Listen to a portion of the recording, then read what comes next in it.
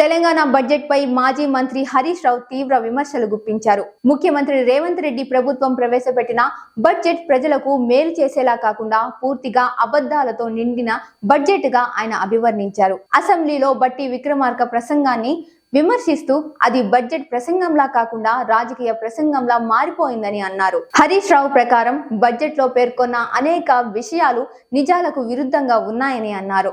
ముఖ్యంగా వడ్డీ లేని రుణాల విషయాన్ని ప్రస్తావిస్తూ 1 కోటి మంది మహిళలకు వడ్డీ లేని రుణాలు ఇస్తున్నామన్నది పూర్తిగా అబద్ధమని, అసలు వాస్తవం ఏమిటంటే 5 లక్షల రూపాయల వరకు మాత్రమే వడ్డీ లేని రుణం అందుబాటులో ఉంటుందని తెలిపారు. అలానే స్టిచ్చింగ్ ఛార్జీల విషయంలో కూడా ప్రజలను మభ్యపెట్టే విధంగా ప్రకటించారని ఆరోపించారు. రాష్ట్ర ప్రభుత్వం 75 రూపాయలు మాత్రమే చెల్లిస్తోందని పేర్కొన్నారు. గత ప్రభుత్వం కొత్త రేషన్ కార్డులు ఇవ్వలేదన్న విమర్శలు ఖండించిన హరీష్ రావు తమ హయాంలో 20 లక్షల మందికి రేషన్ కార్డులు మంజూరు చేశామని, ఇది ప్రభుత్వ రికార్డుల ద్వారా స్పష్టమవుతోందన్నారు. హరీష్ రావు మహాలక్ష్మి పథకాన్ని ప్రస్తావిస్తూ బడ్జెట్ లో మహిళలకు 2500 రూపాయలు ఇవ్వబోతున్నామని చెప్పినా అసలు దీనిపై ఎలాంటి స్పష్టత లేదని అన్నారు. అంతేగాక ఈ బడ్జెట్ లో అందాల పోటీల కోసం 250 కోట్ల రూపాయలు కేటాయించారని ఎద్దేవా చేశారు. పింఛన్లను 4000కు చేయలేదని, అలాగే 1,00,000 మంది లబ్ధిదారులను తొలగించారని హరీష్ రావు ఆరోపించారు.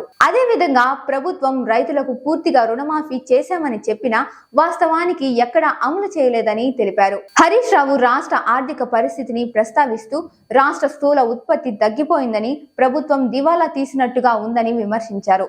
మద్యం ఆదాయం ద్వారా రాష్ట్రానికి 50,000 కోట్లు వస్తున్నాయని చెప్పిన హరీష్ రావు తెలంగాణను తాగుబోతుల రాష్ట్రంగా మార్చేస్తారా అని తీవ్ర వ్యాఖ్యలు చేశారు. ప్రభాత సూర్యుడు జాతీయ తెలుగు దినపత్రిక, ప్రతి అక్షరం నిజం వైపు, నిజం దాగదు, వార్త ఆగదు.